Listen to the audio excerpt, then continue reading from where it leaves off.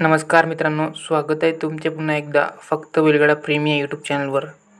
तर मित्रांनो, आपण आज आलो वर्धा जिल्ह्यात वसलेल्या पारडी या गावात आणि आपल्यासमोर जी बैलजोड दिसते मित्रांनो, ती आहे पारडी गावातील श्रीमान संकेत श्रावणजी रोकडे यांची आहे मित्रांनो। तर मित्रांनो, त्या जोडीत त्यांचा धामणा हा बैल थोडा आजारी व अशक्त असल्यामुळे त्यांनी डॉक्टरांना बोलवले मित्रांनो।